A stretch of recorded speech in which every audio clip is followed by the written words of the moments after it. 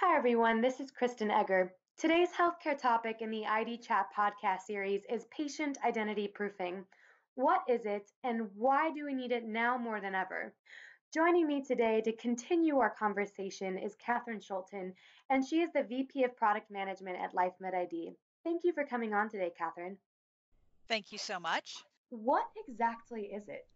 So, ID proofing is knowing with confidence that the person is who they claim to be. Examples of this are like when you start a new job and you come in on your first day and you fill out some information. You typically bring in documents like your driver's license or passport to prove that you are who you say you are. Another example of identity proofing that we're really familiar with is when you open a checking account. So in order to comply with know your customer rules, which is what banks have to do, they have to ID proof their customers to make sure that they are who they claim to be and not an identity thief or some sort of fraudster. Is identity proofing used in healthcare? That's a good question. It actually is used in healthcare, but most often we see it obviously for employees and providers that do prescription drugs. They have to be identity proofed, especially if they're doing electronic prescriptions. They have to prove their identity to the subscription service so that it's known that that provider is who they say they are and they're actually licensed through the DEA. So that's most commonly where we see identity proofing, but we seldom see it with patients.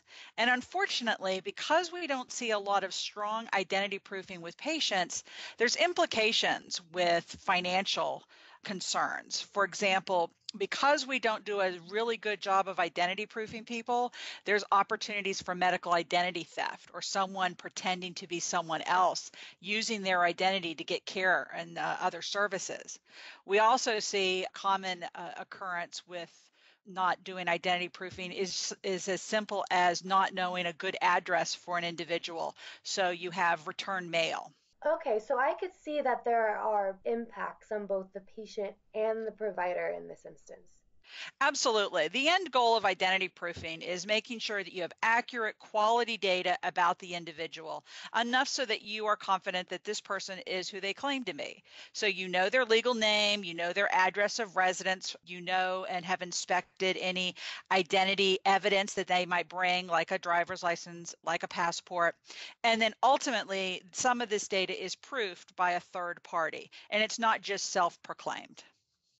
To learn more about how Amy uses third-party verification services to verify patient demographic information, visit lifemedid.com. Catherine, thank you so much for joining us today. And to all of our listeners, stay tuned, same time next week for our next ID Chat podcast topic.